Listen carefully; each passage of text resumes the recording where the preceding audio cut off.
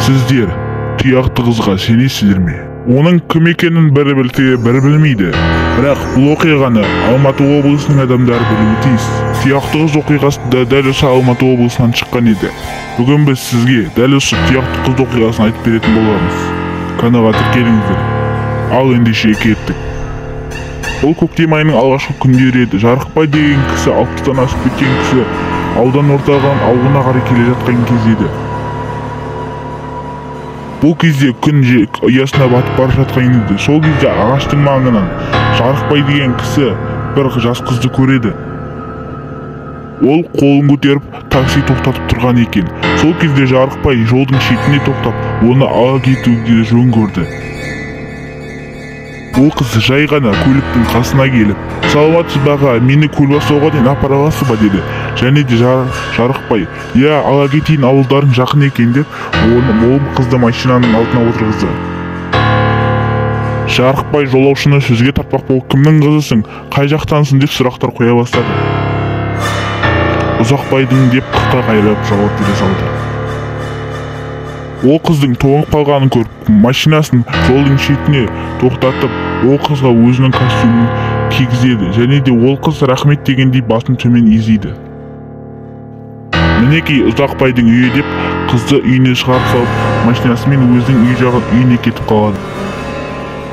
Содан соң Жарықбайдың есіне костюмын қызға қалдырып кеткен есіне түседі. Және де оның костюмның қалтасында ақшасы және документі болған екен. Жарайды, ертең таң атысымен Ұзақбайдың үйіне барармын деп ұйықтайды. Таң атысымен Ұзақбайдың үйіне көлігімен барады. Және де Ұзақбайды есігін қағып, оның үйінің ішіне кіреді. "Қалайсың Ұзақбай? Мен сенің қызыңды кеше үйіңе кеп тастап едім. Сол кезде қызыңның үстіне өзімнің костюмды жауып жібердім. Сол костюмды қайта алуға келіп едім" деп айтады. "Жарықбай, сен не айтып тұрсың?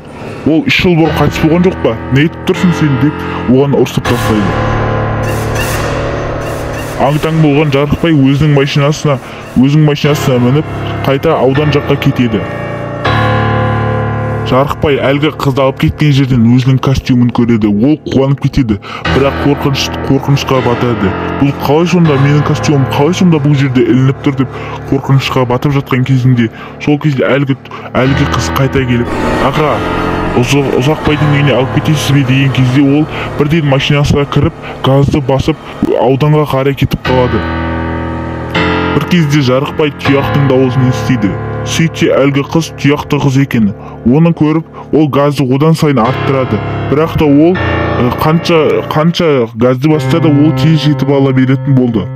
Одан кейін ол көліктің қасымен бірге жүгіріп бара жатқан кезде, ол көлікті бір соғып ұшырып жібереді.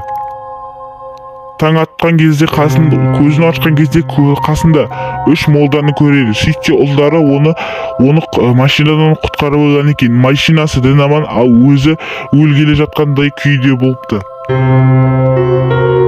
Әлгі имам бірдеңені айтып кетіп қалады. Содан кейін ол бір аптадан кейін өзіне келеді. Сол кезде бәрін түсінеді. Осыдан кейін Жарықбай көлік айдамайтын болып, көлігін сатып жібереді. Достар, жаңа ашылған арнаға тіркеліп, лайк басыңыздар. Сау бол.